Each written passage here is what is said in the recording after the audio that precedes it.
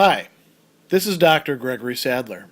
I'm a professor of philosophy and the president and founder of an educational consulting company called Reason.io, where we put philosophy into practice. I've studied and taught philosophy for over 20 years, and I find that many people run into difficulties reading classic philosophical texts. Sometimes it's the way things are said or how the text is structured. But the concepts themselves are not always that complicated, and that's where I come in. To help students and lifelong learners, I've been producing longer lecture videos and posting them to YouTube. Many viewers say they find them useful. What you're currently watching is part of a new series of shorter videos, each of them focused on one core concept from an important philosophical text. I hope you find it useful as well. In Chapter 6 of his categories, Aristotle is now going to treat what we're translating as quantity. The Greek for that is to poson, and this can be used in an interrogative way to ask, well, how much, or how many, or how long, all these sort of quantitative terms, quantitative concepts that we have of things. This is the first of the categories after substance that Aristotle will treat, and we have to be a little bit careful not to equate it immediately with everything that we associate with the quantitative, because as we're going to see, Aristotle is going to say, no, some of that actually is a matter of relation, the pros t. There's some other respects in which we want to keep this clear, but we'll see that as we go through the chapter. So what is quantity? When we're predicating something in the category of quantity, we are saying how much or how long or some other, number-related term of it. And Aristotle will start at the beginning by talking about some of these being discrete and some of these being continuous. So that's an important way to separate some of these types of quantity or ways in which we use quantity out. One of these, on the discrete side, and we'll see why it's discrete in just a little while, is number itself, or arithmos in Greek, the word that we get arithmetic from, right? Literally the learning of numbers. But then he also says speech. And here he uses the term logos, which can mean a lot of different things, but then he clarifies later on that what he's talking about is the logos that is associated with phone. Phone is coming from the word speaking, and so it has to do with the kind of logos that has to do with speech, talking, right? And why would he talk about speech itself as being quantitative? He says, well, you do a word count or something like that. He doesn't actually have that in mind. What he has in mind is something that we're not really used to thinking about, but we could import into our own language. In ancient Greek and also in ancient Latin poetry, words were syllables of words were classified as long or short, and you could have a meter based on the lengths of syllables. As a matter of fact, what made things poetic was not rhyming at the end, as it is in English or in French or things like that, but in particular the meter. That still has some effect in English and French and other poetry. But for the ancient Greeks, that was really what made it poetic. So, when you hear about iambic pentameter or those sorts of things, the meter that's being talked about there, that's part of the number. And why is this discrete? Well, we're going to get to that, but a very short, forecast. Well, each syllable is its own thing. Each syllable is independent of the other, sort of like numbers are independent of each other. Then we have quantity in another sense, where it's continuous. And Aristotle will talk about continuous quantity as having some sort of connection between the parts, there is a limit that divides them apart from each other. So, for example, he talks about a line, right? He says, here we discover that limit of which we have now just been speaking. There's no limit between the syllables, but there is between parts of a line. What is the limit? A point on the line. So it is with a plane, right? A plane is a two-dimensional figure composed of lines. The line is the limit between them. So with a solid or a body, right? A soma, we can talk then about planes. And so Aristotle is using some ideas from geometry here to talk about continuous quantity. He says their parts have a limit. A line in the case of the plane, a line or plane in the case of the body. And then he also suggests we can think about time and space as being continuous quantity as well. He's going to backpedal a little bit on time, and we're going to talk about this as a separate topic in a different video. But space is certainly continuous in this respect, much the way that, solids are. If we imagine, and I'm not suggesting that we do this, but and hold that this is an adequate, physical representation of all space. But we can think of space as a three-dimensional solid, if we like, just one that things can move around in. Or, if you like, a three-dimensional void, right? Its parts are continuous with each other. So, two different ways of thinking about quantity. Discrete, each of the parts are separate from each other, or they don't necessarily imply each other in the way that they do with continuous. So let's go back and look very quickly at what he says about number. He says, consider the parts of a number. You'll find there's no common limit at which they join or unite. So 2 5s make 10, but these 2 5s are wholly distinct from each other. There's no common limit.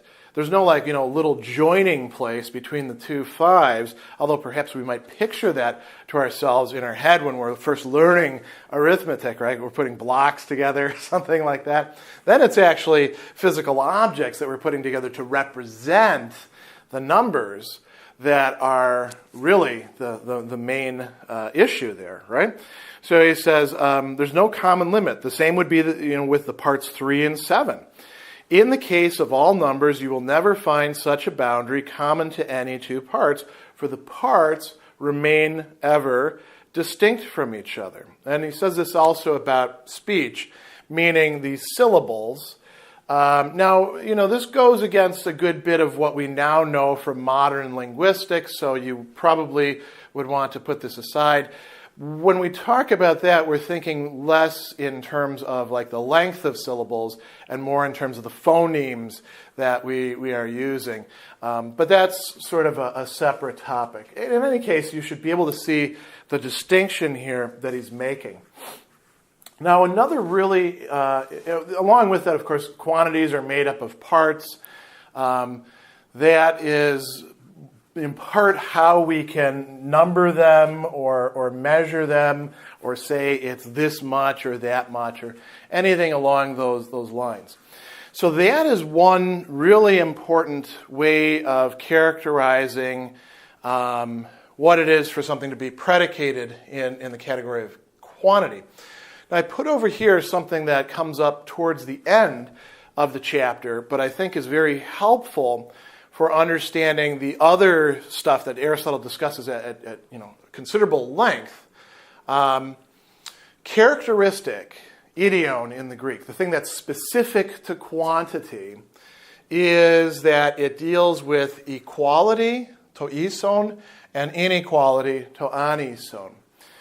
Aristotle is going to specify that this does not mean likeness, like two things being similar in that they are both white, like these pieces of chalk, right? Or I suppose there might be, no, there's no blue that corresponds to the blue of this shirt, but just imagine that there was, then we would have likeness. Equality is something, a bit of a stronger relation. And Aristotle is saying that what we're predicating has to do with things being equal or unequal, and not a number of other things that we do tend to associate with number, and which they did also in Aristotle's time.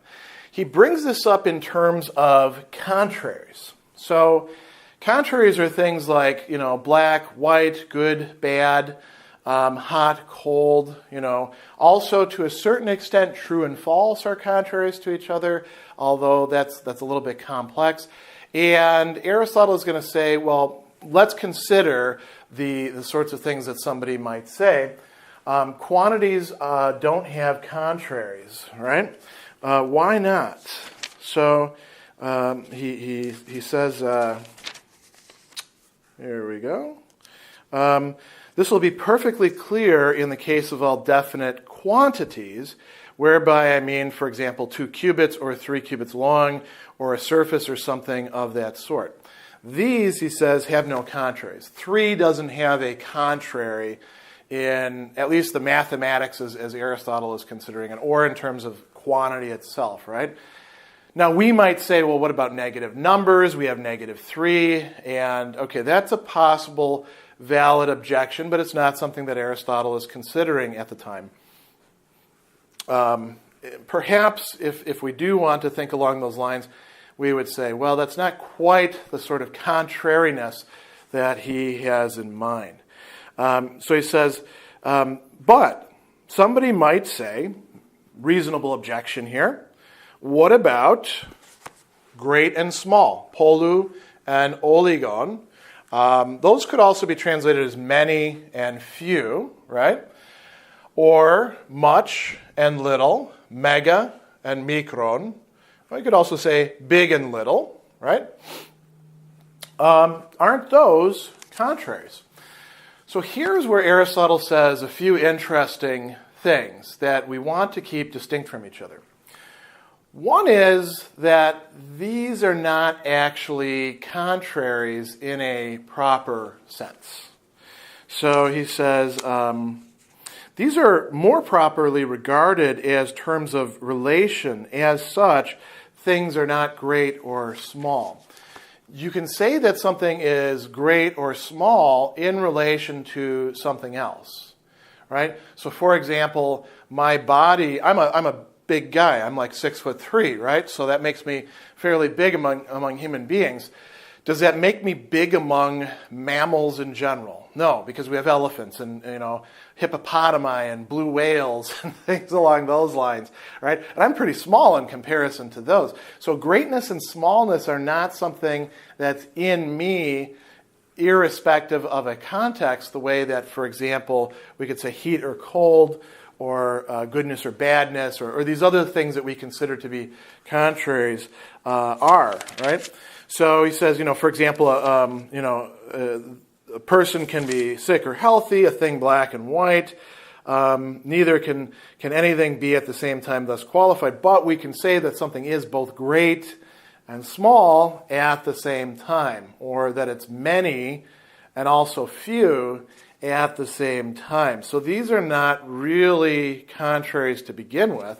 And you can say, well, okay, that's fine. So that shows that number doesn't have contraries. But number at least does have these, right? It can be great or small, or much or little. This is where it gets very interesting.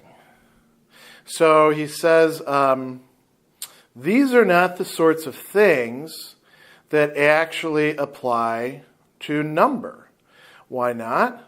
Because they are relational terms, and they're not really quantity. They are terms that are using something like quantity in the way that they're describing the relation, but they're not quantity itself. We come back to this thing, and number is what it is, and other numbers are not equal to it, and the fact that they could be greater or lesser, that's a relation between them. So that's important. He'll also go on and discuss another very similar concept, we could say, the more and the less, the malon and hechon. And, we can talk, for example, about whiteness, right? This chalk is whiter than this paper is. Hopefully you can see this. And although we describe my face as white, my face is not really white either in comparison to those. So any whiteness that it has is much less white. It's less, and something else is more. And he says that quantities don't have this. Now that's a very paradoxical thing to say, isn't it? That quantities do not have a greater and a lesser. So he says, think about 2 cubits long. This does not admit of gradations. A thing is not 2 cubits long in a greater degree than another. And then he says the same thing holds of numbers. 1 3 is not, so to speak, 3 in a greater degree than another. 1 5 is not 5 in a greater degree than another. And he says 1 period of time as well is not more time than another. And he says, nor of any other quantity can a more or less be affirmed. So the category of quantity does not admit of degrees. Instead, what it admits of is these equality and inequality. And then, if you like, something like sequence. So we can say that 3 is a larger number than 2. Like when we're counting, we count 3 after we count 2. And here Aristotle is actually anticipating some interesting things that will come up in number theory much later on. And think about how we actually define number. Aristotle considers number to be sort of the paradigmatic example of quantity, but it's one type of quantity. So hopefully this is a useful introduction to this whole category of quantity.